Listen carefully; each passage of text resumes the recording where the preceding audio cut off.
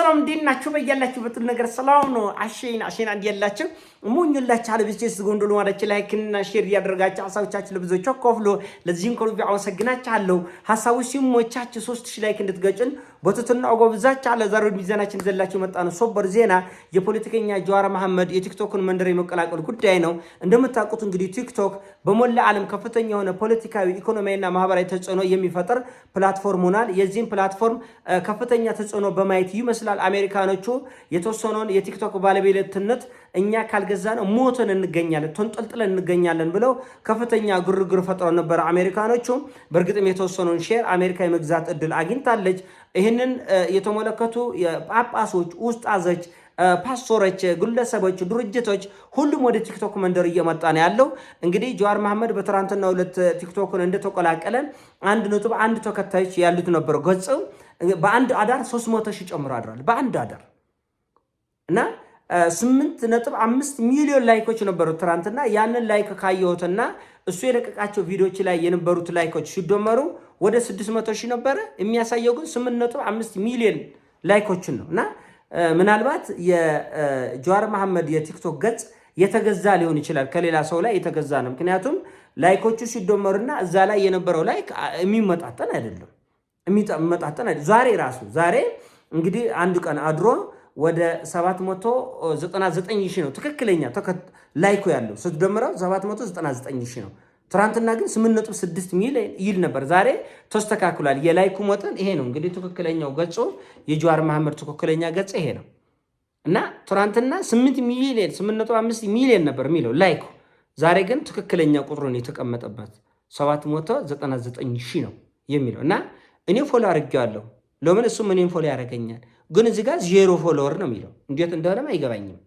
እኔ የተከተልኩበት ምክንያት መረጃ ማግኘት አለብኝ። ጀዋር የሚናገራቸውን እያንዳንዱ ጉዳዮች ለመተቸትም ይሁን ለመደገፍም ይሁን ለመተንተንም ይሁን መረጃ ኬት አገኛለሁ? ኢትዮጵያ ውስጥ የሆነ ሰው ፎሎ የምታደርገው ስትወደው ብቻ አይደለም። ብትጠላም፣ ባትስማማም፣ ብትቃወመም ግድ ፎሎ ታደርጋለህ። ስለ ወያኔ ላለፉት 6 ዓመታት እኔ ስዘግብ እያንዳንዱን የወያኔ የዜና ምንጮች ፎሎ አድርጌ ነው ከስር ተከታትዬ ነው። እና ስለወደድክና ስላልወደድክ አይደለም አንድ ሰው የምትከተለውና የምታደምጠው። እንደውም የበለጠ ማድመጥ ያለብህ የጠላኸውን የተቃወምከውን ምናልባት አንዳንዴ በጠላትነት የፈረጅከውን ሰው ሁሉ ትከታተለዋለህ። ለምን? እያንዳንዱ እንቅስቃሴን በአግባቡ ለማወቅ፣ ለመረዳት፣ ለመተንተንና ፕሪዲክት ለማድረግ ለመገመት ጭምር ወደፊት ምን ያደርጋል፣ ትናንት ምን ብሎ ነበር፣ ከትናንትና ወዲያ ምን ብሎ ነበር፣ ዛሬ ምን ብሏል፣ ነገ ምን ይላል የሚለውን ለመረዳት ፎክስ ኒውስን እኔ አልጀዚራን በተለይ ደግሞ ሲኤን እና ቢቢሲን አሁን ባለው በኢራን ጦርነት መረጃዎችን ወስዳለሁ። በቀን 2 ሰዓት እስከ 3 ሰዓት ሊፈጅብኝ ይችላል። ነገር ግን ስለወደድኩትና ስለጠላሁት አይደለም። ስለወደድከውና ስለጠላሁ አይደለም። መረጃ የሆነ ድረገጽ የምትከታተለው፣ የምትሰማው፣ የምታደምጠው ግድ ስለሆነ ግድ ነው። ለምሳሌ ትራምፕ እብድ ነው፣ መላ ዓለም የተስማማበት አንድ ሀሳብ ትራምፕ እብድ ነው የሚባለው። ነገር ግን እብድም ሆነም አልሆነም ይሄ ሰውዬ ከአፉ የሚያወጣት እያንዳንዷ ቃል የዓለምን ገበያ የመቆጣጠር አቅም አለው። ልዋጋ ነው ሲል የዓለም ገበያ ድብልቅልቁ ይወጣል። ሰላም ነው ልደራደር ነው ሲል በአንድ ቀን በደቂቃ ውስጥ በአፍጢሙ ይተከላል። እና የዓለም $1 ትሪሊዮን ኢኮኖሚ የዚህ ሰው አፍ ይጠብቃል። አይጎርማችም? እና ግድ መከተልና ሰውየውን እንቅስቃሴ መረዳት ግድ ነው።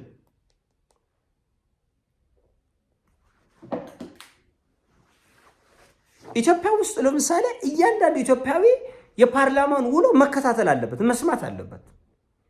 ወደድክም ጠላህም በእያንዳንዱ ኢትዮጵያዊ ኑሮ ላይ ተጽዕኖ የሚፈጥር ወሳኙ የአገሪቱ ስብሰባ ፓርላማ ውሎ ማየት አለበት። ፓርላማ ውሎን 40 ወይ 50 ሺህ ሰው አይቶት ትንተናውን በሌላ ቦታ ላይ የተነተኑን ትንተና ደግሞ 200 ሺህ ሰው ያያል። ምን ማለት ነው?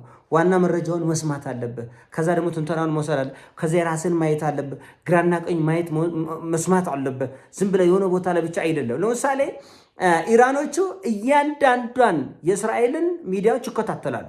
ምን አሉ፣ ምን ተነፈሱ፣ ምን አሰቡ፣ ምን ሊያደርጉ ነው የሚለውን ይከታተላሉ። እውነት ነው ውሸት ነው እሱ የራሱ በኋላ ትተነትናል።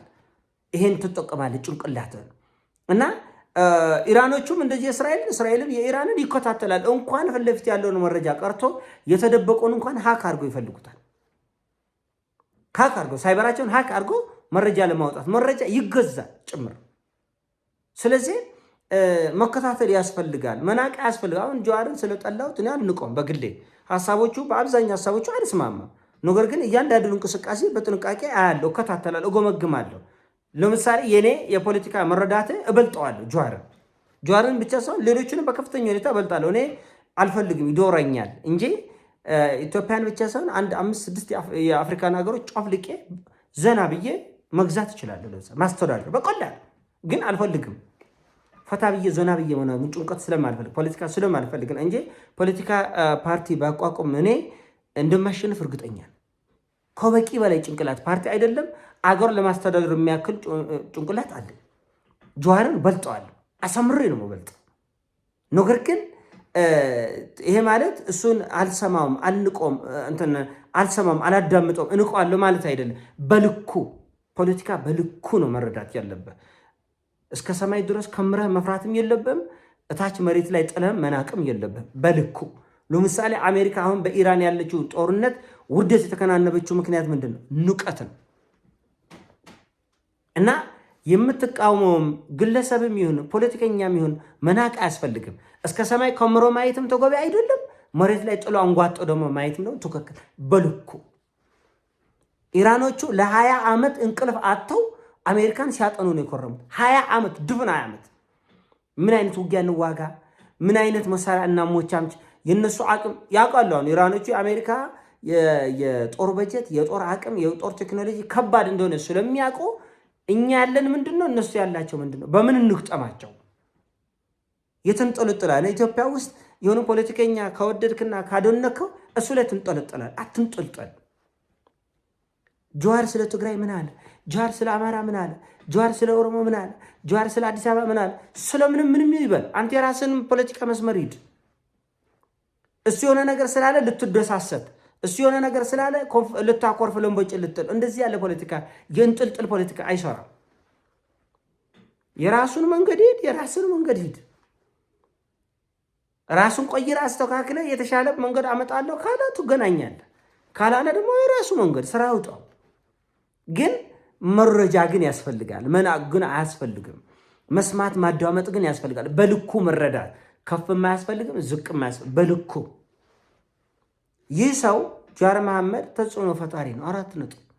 እንደ ዛሬ 5 ዓመቱ እንደ ዛሬ 10 ዓመቱ አይደለም፣ ሊሆን አይችልም።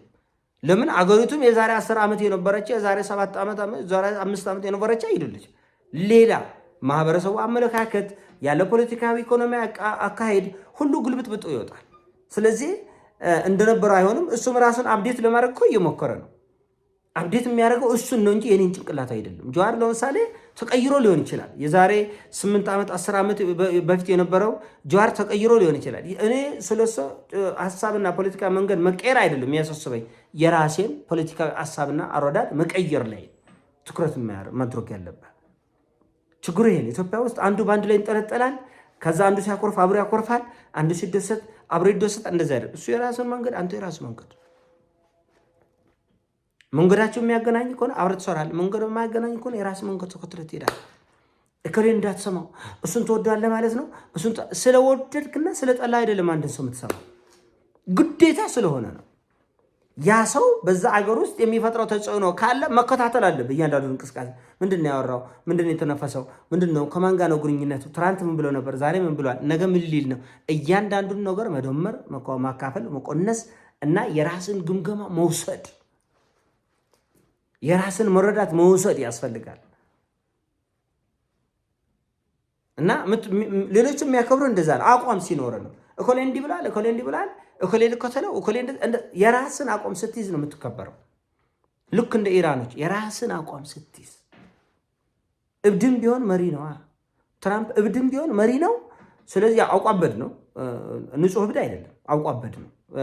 ታስቦበት የሚያብድ ሰው ስለሆነ ተጽዕኖ መፍጠሩ አይቀርም። ስለዚህ መከታተል አለበት የሰውዬ እንቅስቃሴ። ኢራኖቹም እያንዳንዷ ንግግር በሌሊትም በቀንም ይከታተሉታል፣ መልስ ይሰጡታል። እሱ የሚያደርገውን እያንዳንዱ እንቅስቃሴ እያዩ የራሳቸውን እርምጃ ይወስዳሉ። በሱ ላይ ተንጠለጠለ በራሳቸው። አሁን የኢራን ጣፈንታ በትራምፕ በጎ ፍቃድ ላይ የተመሰረተ አይደለም። ኢትዮጵያ ውስጥ መሆንም ያለበት ይሄ ነው። በጀዋር በጎ ፍቃድ ላይ የተመሰረተ ፖለቲካ ይዘህ አትዙር። የራስህን ፖለቲካዊ ኢኮኖሚያዊ መረዳት ሊኖርህ ይገባል። የራስን መስመር መያዝ አለብህ። ይሄን ሀሳብ ነው። ሲሞቻች ላይክ አድርጉ፣ ሼር አድርጉ። ወዳችኋለሁ። ፒስ